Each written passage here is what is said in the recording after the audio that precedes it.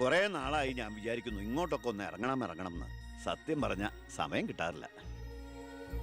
അല്ല, ഇവളെങ്ങനെ നിർത്തിയാ മതിയോ? കെട്ടിച്ചുടണ്ടേ? കല്യാണ ചെലവൊക്കെ ഞാൻ ഏറ്റവും പറ്റിയ പയ്യനെയും കണ്ടെത്താം. നമുക്കിത് ഗംഭീരമാക്കണം, ഒരു ഉത്സവം പോലെ. ഗോപാലപിള്ള സാറിനെ എനിക്ക് മറക്കാൻ പറ്റുമോ? എന്നെ രാഷ്ട്രീയത്തിലേക്ക് കൈപിടിച്ച് കയറ്റിയ രാഷ്ട്രീയ ഗുരുവാണ് നിന്റെ മുത്തച്ഛൻ. മരിക്കാൻ കിടക്കുമ്പോ ഞാൻ അദ്ദേഹത്തിന് കൊടുത്ത വാക്കാ, ഈ കുടുംബം അനാഥാകില്ലെന്ന്. എന്നാ ഞാൻ ഇറങ്ങട്ടെ. ഞാൻ എന്തോ മറന്നല്ലോ. മോളെ, പിന്നെ മോൾക്കറിയാമല്ലോ, നിരപരാധിയായ എന്നെ ഒരു കേസിൽപ്പെടുത്തിയ വിവരം. ആ പ്രതിക്കെതിരെയുള്ള മോളുടെ മൊഴി അതൊന്നും മാറ്റി പറയണം. ഞാൻ സത്യം പറയൂ. എന്റെ മുന്നിൽ വെച്ച് നടന്ന കൊലപാതകത്തിന് കൂട്ടു നിൽക്കാൻ എന്നെ കിട്ടില്ല. തെറ്റ് ചെയ്തവരാരായാലും അവർ ശിക്ഷിക്കപ്പെടണം. കുറെ കാലം എന്റെ വീട്ടിൽ നിന്നല്ലേ തള്ളയും മോളും. ഉണ്ട ചോറിന് നന്ദി കാണിക്കാൻ പറ ദേവകിയമ്മ മോളോട്. അമ്മ പറയില്ല. സാറ് പണ്ട് നന്ദി സൂചകമായി എന്റെ മുത്തശ്ശന് കൊടുത്ത വാക്ക് വിധവയായ എന്റെ അമ്മയെ അടിച്ചു തളിക്കാരിയാക്കാമെന്നല്ല, നല്ലൊരു ജോലി വാങ്ങിക്കൊടുത്ത് സ്വന്തം പെങ്ങളെ പോലെ സംരക്ഷിക്കാമെന്നായിരുന്നു. സാറിന്റെ വീട്ടിലെ കരിയും പുകയും കൊണ്ട് എല്ലാം മുറിയെ പണിയെടുത്തിട്ട് തന്നെയാ എന്റെ അമ്മ എന്നെ വളർത്തിയത്. ഒരു വലിയ കരിയുടെ കൂലിക്കണക്ക് പറഞ്ഞാ കുറെ കാശ് ഇങ്ങോട്ട് തരാനുണ്ടാവും. ഞാഞ്ഞൂളിനും പത്തി കൊള്ളാം. നീയൊക്കെ മാനം മര്യാദയായിട്ട് ജീവിക്കുന്ന എനിക്കൊന്ന് കാണണം.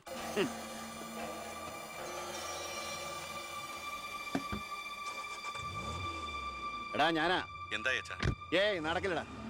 ഇന്ന് അച്ഛൻ അവളുടെ അടുത്ത് പോയി, നാളെ അവൾ അച്ഛൻ്റെ അടുത്ത് വരണം. അച്ഛൻ സമാധാനമായിട്ടിരിക്കെ, ബാക്കിയൊക്കെ ഞാൻ നോക്കിക്കോളാം.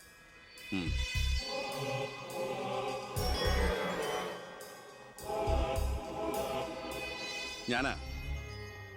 പേര് ശാരിക, കോട്ടപ്പുറം സ്കൂളിലെ ടീച്ചറാ.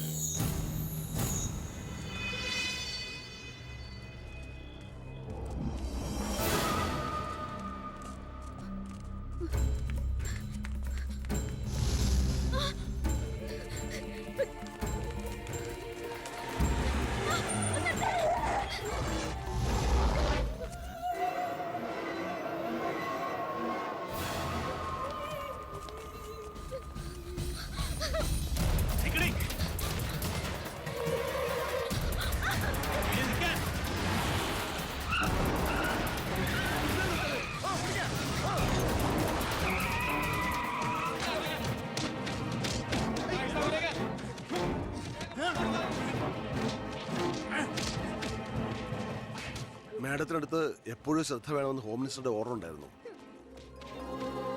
വരട്ടെ. പിടിച്ചു കയറ്റില്ല.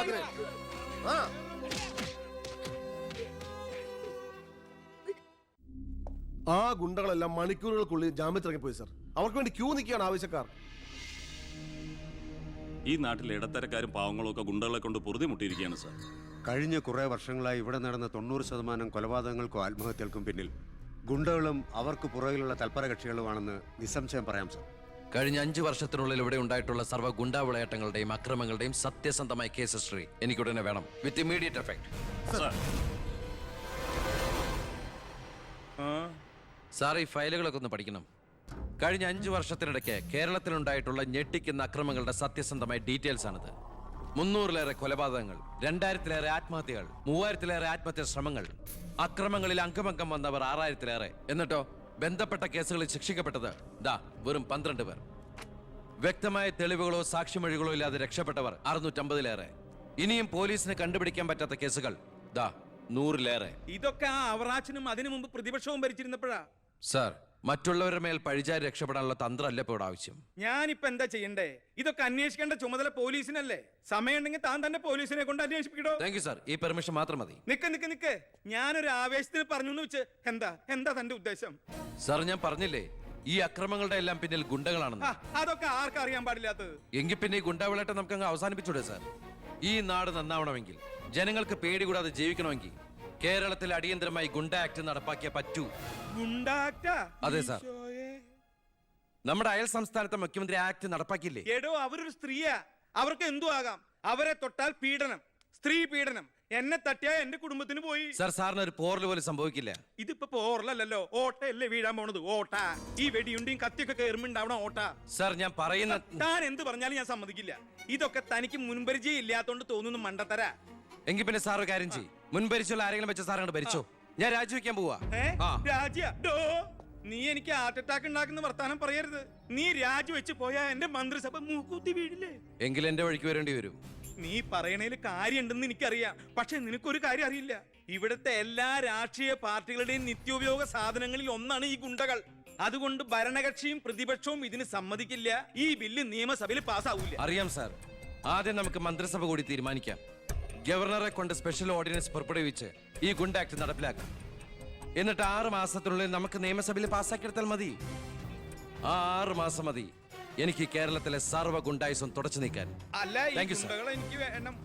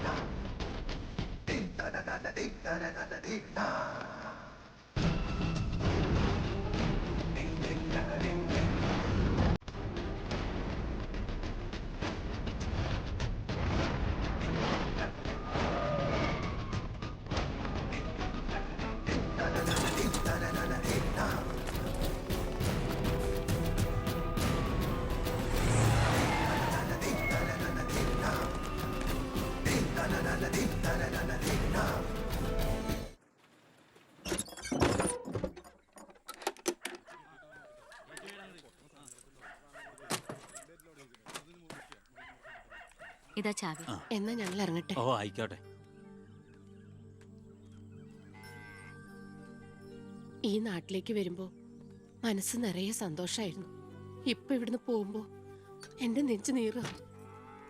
എന്റെ മോൾക്ക് വന്ന മഹാഭാഗ്യം ഞാനായിട്ട് തട്ടിത്തെറിപ്പിച്ചല്ലോ എന്നോർക്കുമ്പോ ഇന്നിപ്പോ മഹാറാണിയെ പോലെ കഴിയേണ്ട നീ 100 വട്ടം ശപിച്ചിട്ടുണ്ടാവില്ലേ ഈ അമ്മേ?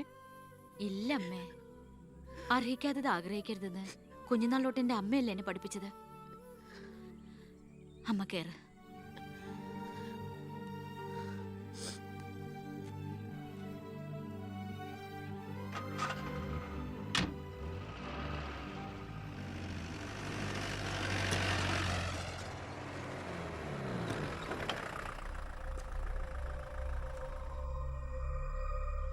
നിർത്ത് വണ്ടി എടുക്കല്ലേ.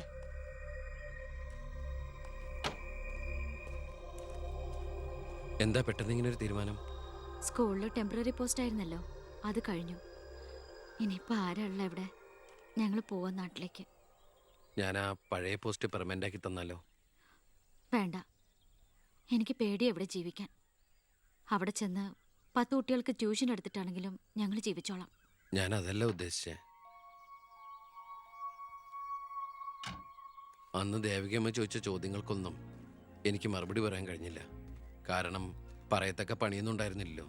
ഇപ്പം എനിക്ക് ചെറിയൊരു ജോലിയുണ്ട്, ഇവിടുത്തെ ഹോം മിനിസ്റ്ററാ. സ്ഥിരം ജോലിയൊന്നല്ലെങ്കിലും 2 വർഷം തികച്ച MLA പെൻഷൻ കിട്ടും. പിന്നെ ഒരു ജോലി തനിക്കും കൂടി ഉണ്ടെങ്കിൽ ഒരു കുടുംബം സുഖമായിട്ട് കഴിഞ്ഞു പോക്കോളും. എന്തൊന്നും മിണ്ടാത്ത 2 പേരും. മന്ത്രിയായെന്ന് കരുതി എൻ്റെ ഇഷ്ടങ്ങൾക്ക് മാറ്റമൊന്നും സംഭവിച്ചിട്ടില്ല കേട്ടോ. അമ്മേ, ഒരിക്കൽ കൂടി ഞാൻ ചോദിക്കുക, എനിക്ക് കല്യാണം കഴിച്ച് തന്നൂടെ ഇവളെ?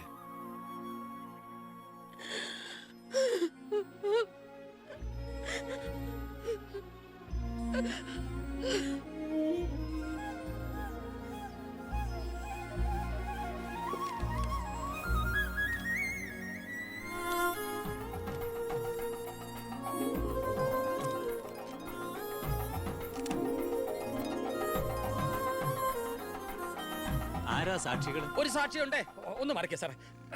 ജോസഫ് വർക്കി, കുണ്ടാലി തെക്കേതിൽ, ചിറ്റാരിക്കര. ഈ ധന്യ മുഹൂർത്തത്തിന് സാക്ഷിയാകാൻ ഒരവസരം എനിക്ക് തരണം. ദാ ഇവിടെ. അങ്ങോട്ട് മാറി നിൽക്കണോ? മാറിയിക്കാൻ പറഞ്ഞപ്പോ ഓക്കെ. തട്ടിപ്പും വെട്ടിപ്പും ഒക്കെ നിർത്തി ഇനിയുള്ള കാലം ഒരു നല്ല മനുഷ്യനായിട്ട് ജീവിക്കണമെന്നാണ് എൻ്റെ ആഗ്രഹം. നല്ലതാ. മന്ത്രിയോടൊപ്പം നടന്നില്ലെങ്കിൽ വീട്ടിലും നാട്ടിലും ഒരു പട്ടിയുടെ വില പോലും എനിക്ക് കിട്ടില്ല. എന്നെ കൈവെടിയരുത്. ഞാനൊന്ന് ആലോചിക്കട്ടെ. എന്താ ഈ പത്രക്കാരും പോലീസുകാരും കാണിക്കുന്നത്? മന്ത്രി വൈഫ് ഒന്ന് പുറത്തേക്ക് ഇറങ്ങിക്കോട്ടെ. ഇന്നത്തെ കൊരകന്റെ പൂമാല കിട്ടിയ പോലെ തിരക്ക് ഉണ്ടാക്കണ എന്താന്നാ ഞാൻ ഉദ്ദേശിച്ചേ.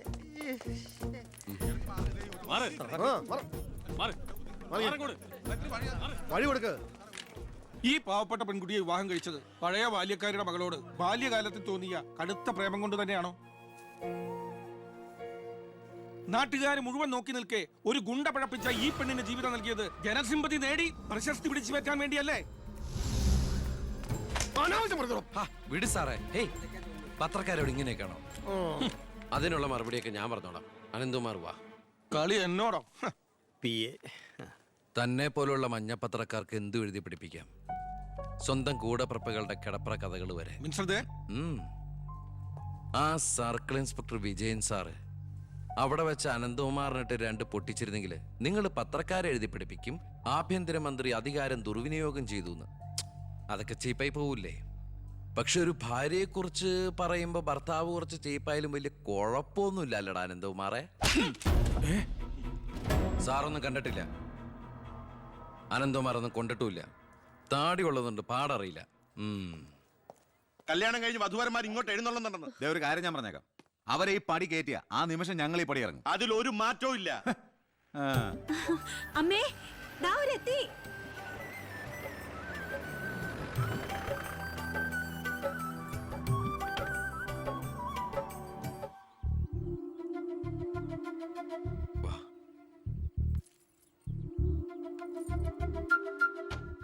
IAS IPS കയറി വന്ന ഈ വീട്ടിലേക്ക് ഇവിടുത്തെ വാലിക്കാരിയുടെ മോളെ കെട്ടിക്കൊണ്ട് കയറി വരാൻ നാണമില്ലടാ നിനക്ക്? ഈ കെട്ടിലമ്മേ മന്ത്രിമന്ദിരത്തിലേക്ക് കെട്ടി എഴുന്നള്ളിക്കാൻ വരുന്നില്ലേ? അതെ, അത് തന്നെയാണ് ഉദ്ദേശം. ആഭ്യന്തരമന്ത്രിയുടെ ഭാര്യ മന്ത്രിമന്ദിരത്തിൽ തന്നെയാ താമസിക്കേണ്ടത്. അല്ലാതെ അച്ചുവീട്ടിൽ അട്ടിപ്പേറ് കിടക്കുന്ന ഭർത്താക്കന്മാരുള്ള സ്ഥലത്ത് ഞങ്ങൾ താമസിക്കുമെന്ന് കരുതിയോ? ഇപ്പൊ ഞങ്ങളിവിടെ വന്നത് എന്നെ സ്നേഹിക്കുന്ന എന്റെ അമ്മയുടെ അനുഗ്രഹം വാങ്ങിക്കാനാ. വാ മോളെ, വലതുകാല് വെച്ച് ഐശ്വര്യമായിട്ട് കയറി വാ. ആ പടി ഔട്ടി പോരുത്.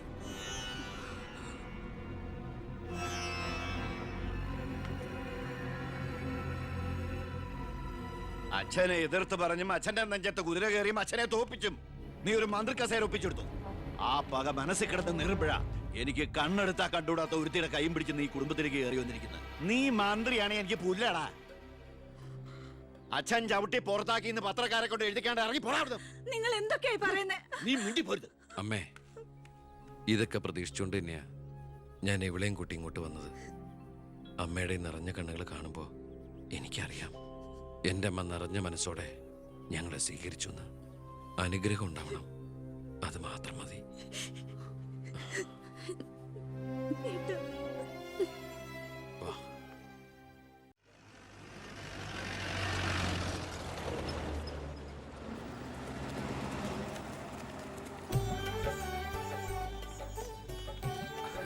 ഈ വീട്ടിലെ അച്ഛനും അമ്മയും PAയും എല്ലാം ഞാനാ.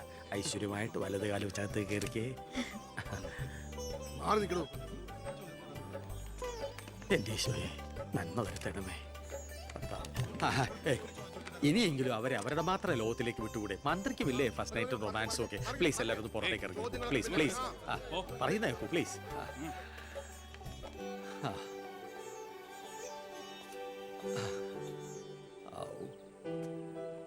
ജോസഫേട്ടാ, മന്ത്രി എങ്ങോട്ടാ ഹണിമൂണിന് പോകുന്നത്? ഹണിമൂൺ?